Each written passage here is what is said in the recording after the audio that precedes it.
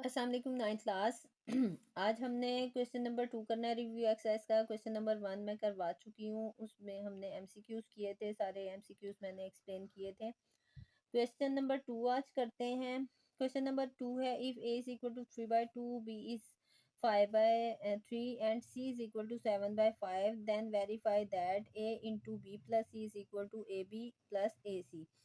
अच्छा बेटा, अगर यहाँ पे तीन नंबर्स हो ए बी सी और दूसरी साइड पर जाके वो ए बी प्लस ए सी, मतलब ये दो और ये दो अलग अलग हो रहे हों, तो ये डिस्ट्रीब्यूटिव प्रॉपर्टी होती है। डिस्ट्रीब्यूटिव कैसे हो कि ये इसको भी दे दिया, डिस्ट्रीब्यूट हो गया, और ये इसको भी दे दिया अगले स्टेप में जाके, तो ए बी बन गया, प्लस का साइन ये बीच में आ गया और ए सी के साथ भी मल्टीप्लाई हो गया। अब हमने ये साबित करके दिखाना है कि इस तरह से सॉल्व करें तो जो आंसर आएगा वो बिल्कुल इक्वल होगा इसके। अगर हम ए बी को पहले मल्टीप्लाई कर दें और ए को सी के साथ भी मल्टीप्लाई कर दें फिर प्लस करें तब भी वही आंसर आएगा। और इसी तरह ये भी डिस्ट्रीब्यूटिव प्रॉपर्टी है। दोनों तरीकों से हम सॉल्व करेंगे। तो फर्स्ट ऑफ ऑल हम पहला पार्ट करेंगे, उसमें आपने सबसे पहले ये चीज़ फाइंड करनी है। तो इसके लिए मैं लेफ्ट हैंड साइड ले लूँगी। लेफ्ट हैंड साइड के लिए जब आपने ए इंटू बी प्लस सी करना है, तो जो चीज़ बेटा ब्रैकेट में होती है फर्स्ट ऑफ ऑल आप उसको सॉल्व करते हैं, यानी कि आपने बी और सी को प्लस कर देना है। बी हमारे पास 5/3 है, बल्कि इसको सीधा सीधा करते हैं।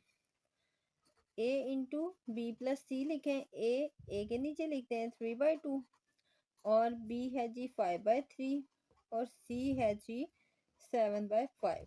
फर्स्ट ऑफ ऑल हमने इस चीज़ को सॉल्व करना है। 3/2 साथ चलाते जाएं, इन दोनों का एलसीएम ले लें। 3 एंड 5 का जब एलसीएम लेंगे 15 आएगा।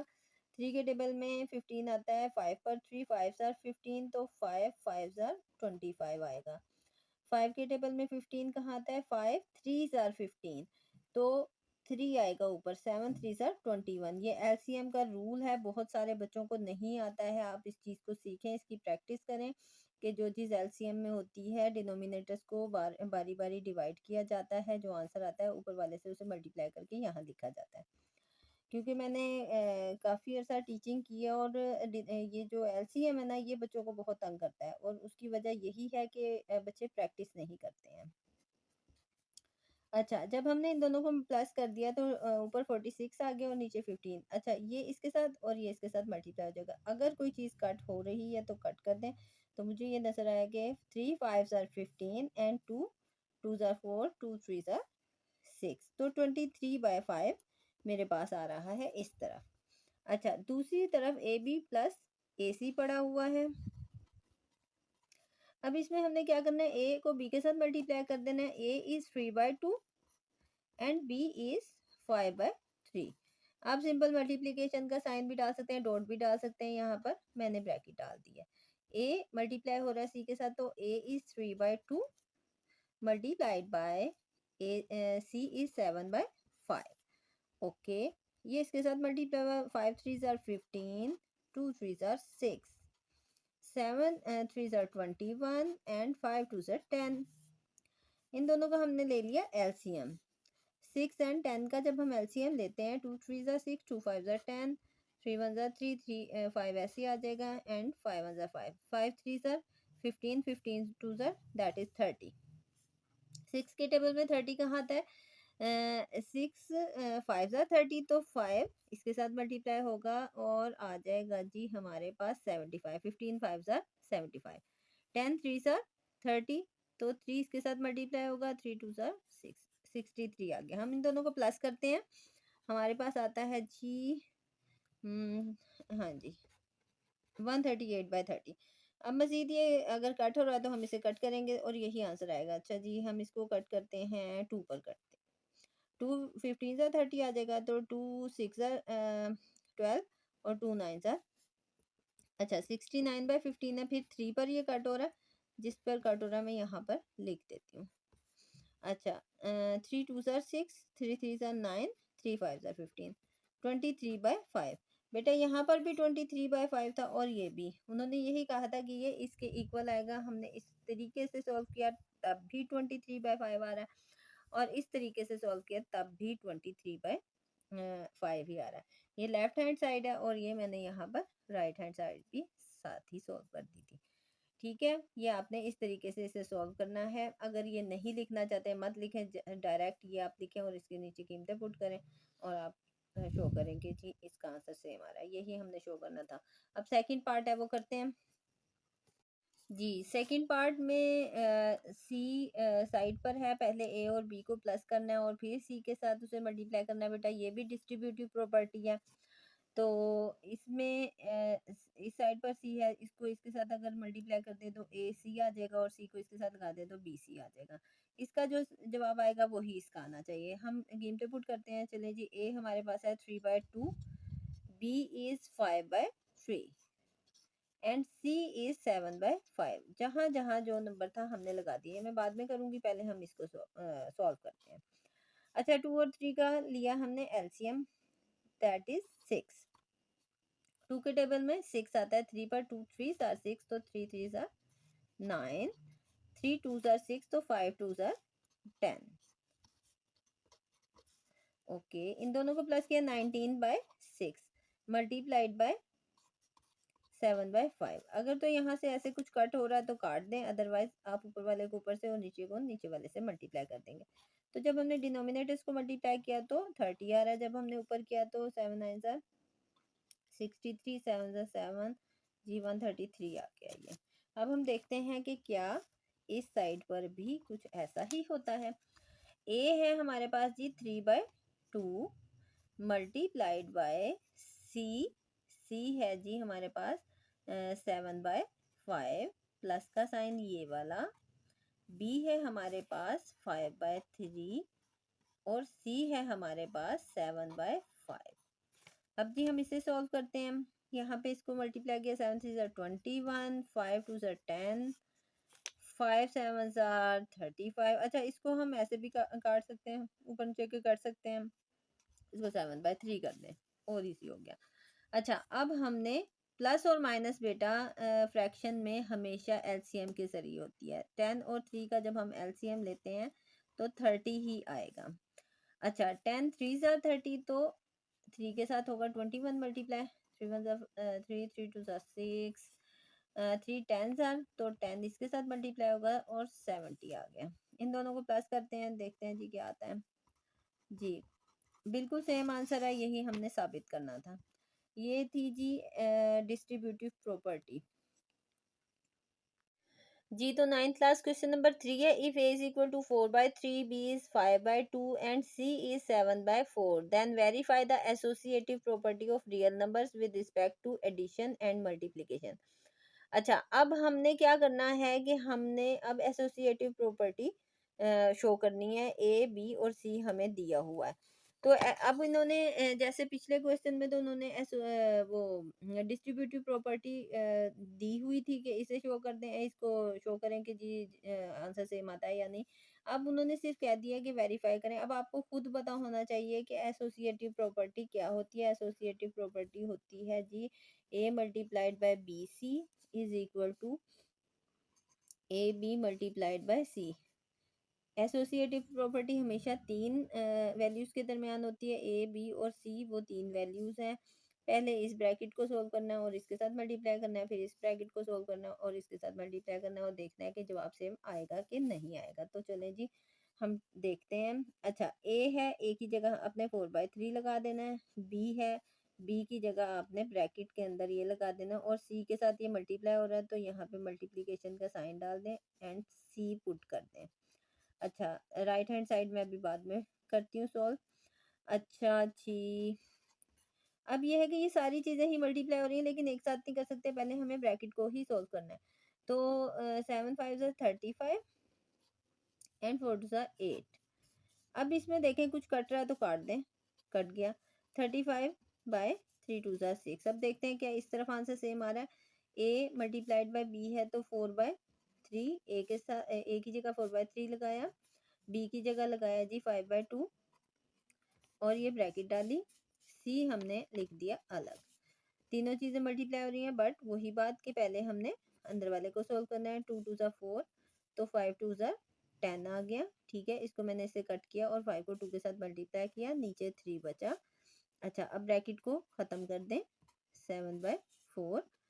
अच्छा, अब फिर हमें नज़र आ रहा है कि ये दोनों किसी एक टेबल पर करते हैं, 2 के टेबल पर। 2 2 ज़ा 4 एंड 2 5 ज़ा 10, तो 5 और 7 बचा, 5 7 ज़ा 35, 3 2 ज़ा 6।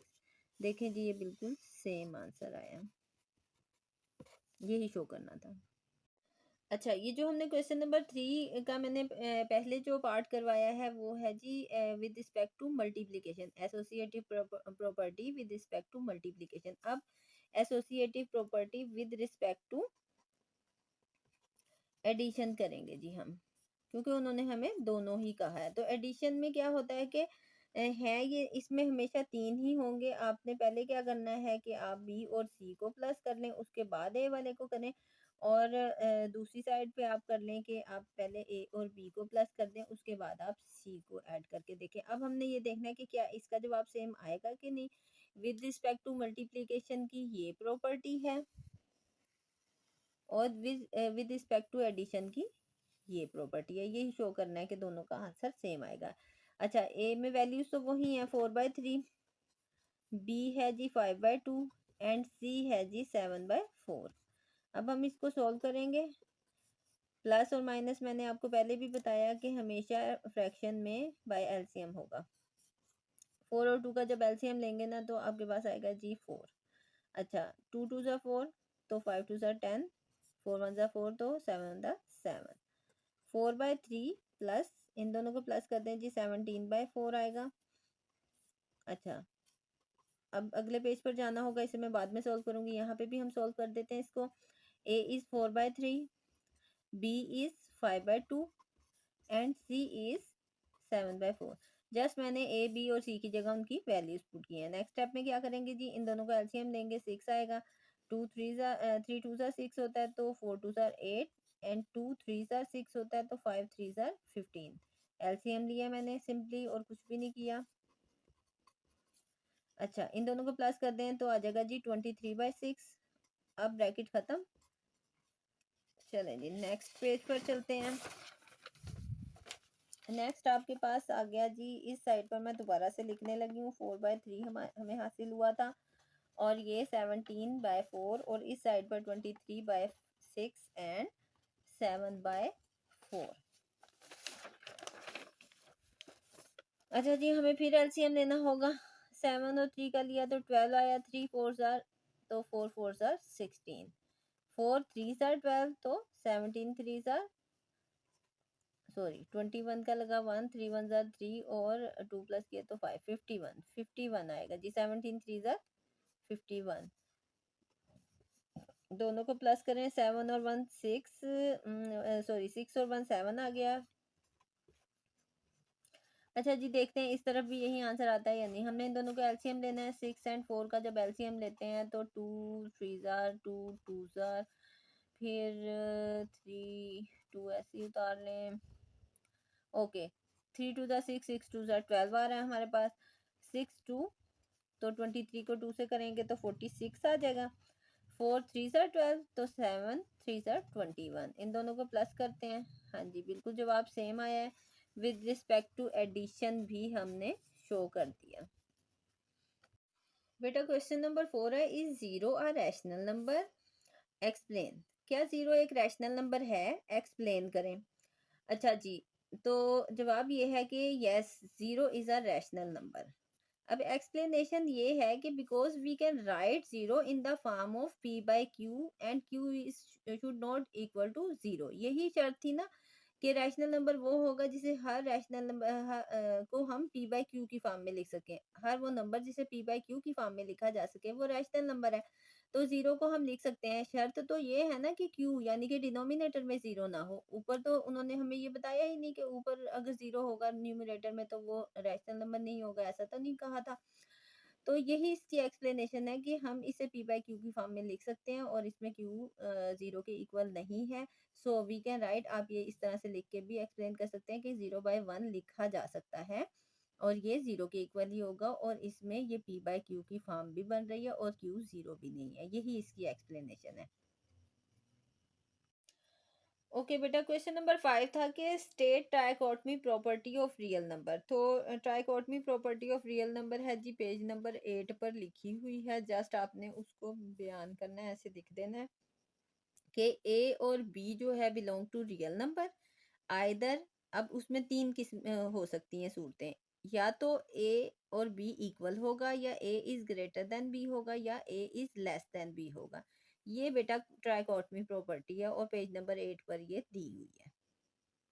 Question number 6 of review exercise is find to rational numbers between 4 and 5। 4 and 5 के दरमियान दो रैशनल नंबर्स आपने बेटा फाइंड करने हैं। हमने ये एक्सरसाइज में भी किए हुए थे, अब फिर से करते हैं। 4 एंड 5 को सिंपली आपने सबसे पहले ये करना है कि आपने प्लस करना है और 2 पे डिवाइड कर देना है। दैट इज 9, 9/2 आएगा। जब हम इसे डिवाइड करेंगे 4.5 आ जाएगा। अब आपने एक नंबर ये नया वाला लेना है और एक लेना है जो सेकंड वाला दिया हुआ है, और आपने इन दोनों को फिर प्लस करना है और फिर 2 पे डिवाइड कर देना है। तो अब आपके पास आएगा जी 9.5/2। अब 9.5 को जब हम डिवाइड करेंगे तो हमारे पास आएगा 2 4 8, 1 इधर गया, 2 7 14 एंड 2 5। अच्छा, एक रियल नंबर हमारे पास, सॉरी रैशनल नंबर ये आ गया और दूसरा ये आ गया। दो उन्होंने कहा था कि 4 एंड 5 के दरमियान दो रैशनल नंबर्स फाइंड करें। Question number 7 of review exercise है जी, अंडर रूट है जी, इंडेक्स में 5 है, और एक्स की पावर 15/15, वाई की पावर है जी 35/z⁻²0। तो जी इसको सॉल्व करते हैं। इसको सॉल्व करने के लिए बेटा आपने सबसे पहला काम तो ये करना है कि आपने इसको इसमें ले आना है, 1/5 बना देना है। इसको अंडर रूट को हटाना है, उसे 1/5 बना देना है। अच्छा, अब ये 1/5 इन सब का है, तो आपने क्या करना है, एक पावर अंदर हो एक पावर बाहर हो तो ये सबके साथ मल्टीप्लाई होती है। 15 के साथ भी मल्टीप्लाई हो गया 1/5, 35 के साथ भी मल्टीप्लाई हो गया, और इसी तरह 20 के साथ भी मल्टीप्लाई हो गया। ये जब इसके साथ मल्टीप्लाई हुआ तो 5 3 ज़ार 15, 5 7 ज़ार 35 और 5 4 ज़ार 20 आ गया जी। ऊपर x के बचा जी 3, y के ऊपर बचा 7 और z के साथ बचा 4। इसको मजीद सिंप्लीफाई नहीं किया जा सकता है, ये बस यही इसका आंसर होगा। Part 2 of question number 7 is 27 raise to power 2x, और इंडेक्स में हमारे पास 3 पड़ा है। क्या करेंगे जी, हम सबसे पहले इसका इंडेक्स ख़त्म करते हैं और इसको हम लाते हैं पावर की शक्ल में, 1/3 लिख दिया इसको। अच्छा, अब ये एक पावर अंदर है एक बाहर है, दोनों आपस में मल्टीप्लाई हो रही हैं। पहले तो हम इनको कर देते हैं जी मल्टीप्लाई, 2x मल्टीप्लाई बाय 1/3, और ये आपके पास आ जाएगी जी। साथ ही हम ये करते हैं कि 27 के फैक्टर भी बना लेते हैं। 3 टाइम 27, 3 मल्टीप्लाई हो रहा हो तो 27 के इक्वल होता है। इसको हमने मल्टीप्लाई किया तो 2x/3 बन गया। अच्छा, अब ये 3 रेज़ टू पावर 3 है, बाहर एक और पावर पड़ी हुई है, अंदर की पावर और बाहर की पावर आपस में मल्टीप्लाई होंगी, कट जाएगा। 3 की पावर आ गई जी 2x, और यही इसका आंसर है। मज़ीद सिंप्लीफाई भी कर सकते हैं, इसको एक स्टेप और कर सकते हैं कि 3 3 ज़ार 9 और x ऊपर पावर में आएगा, ऐसे भी लिख सकते हैं। दोनों सूरतों में ठीक होगा ये। जी बेटा, क्वेश्चन नंबर 7 का थर्ड पार्ट है, बड़ा ही मज़े का क्वेश्चन है, देखते हैं कैसे होगा। 6 को कुछ भी नहीं करना है आपने, और इसको भी नहीं कुछ करना है, इसको आप यूं ही पड़ा रहने दें। ब्रैकेट डालनी है तो डाल दें, अदरवाइज ऐसे भी ठीक है। अच्छा, अब आपने क्या करना है कि इस वाले में जो है ना, आपने 3n को कॉमन निकाल लेना है। 3n जब हम कॉमन निकालेंगे तो ये 3 इसके ऊपर भी है और ये भी है, तो मतलब यहाँ पे बचेगा 3, और ये 3n बाहर चला गया तो ये हो गया 1। अच्छा, इसको मैं मज़ीद एक्सप्लेन ऐसे कर दूं कि जब किसी बेस के ऊपर पावर अलग होती है, मतलब ऐसे है और यहाँ पे 3 की पावर 1 है, तो बेस सेम होती है तो हम उसकी पावर्स को प्लस कर लेते हैं। और इस तरह अगर प्लस हुई भी हो तो बेस को हम अलग अलग भी कर सकते हैं, मतलब इसके ऊपर भी इसे लगा दें और इस पे भी लगा दें। तो मैंने यही किया है, ये किया है, इसको मैंने ऐसे कन्वर्ट कर दिया है। तो जब इस तरह कर दिया तो यहाँ से जब 3n आपने बाहर निकाला तो यहाँ पे 3 बच गया, और यहाँ ये बाहर चला गया, इसकी जगह 1। अच्छा, अब जी आपने क्या करना है, आपने ये करना है, इसको तो आप कुछ भी ना करें, और यहाँ पे 3n को पड़ा रहने दें, और ये दोनों माइनस होंगे तो 2 आ जाएगा, 2 कट हो जाएगा इसके साथ। यहाँ पे आ गया 3 multiplied by 3 raise to power n plus 2 over 3 raise to power n। अच्छा, अब ये भी बेस है और ये भी, दोनों बेस सेम है, बेस प्लस करते हैं तो n प्लस 2 और 1, इसके ऊपर 1 है पावर, तो ये हो गया जी 3।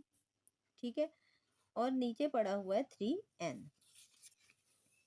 अब ये जो नीचे 3n पड़ा हुआ है इसको हम करते हैं इस तरीके से सोल्व के ये 3n अब इसका भी है। सबसे पहले तो आप अलग अलग कर लें, बेस सेम होती है तो पावर्स प्लस करते हैं, और अगर पावर प्लस हो तो बेस को अलग अलग भी किया जा सकता है, तो मैं अलग अलग कर रही हूँ। और 3n नीचे पड़ा हुआ है, ये इसका भी है, इसके नीचे इसे अलग कर दें, और इसके नीचे इसे, बल्कि अलग करने की जरूरत क्या है, मल्टीप्लाई हो रहा है, इसे जस्ट कट करें। यहाँ पे 3 रेज टू पावर 3 पड़ा हुआ है, 3 raise to power 3 means 3 multiplied by 3 multiplied by 3 that is 27। यही इसका आंसर होगा।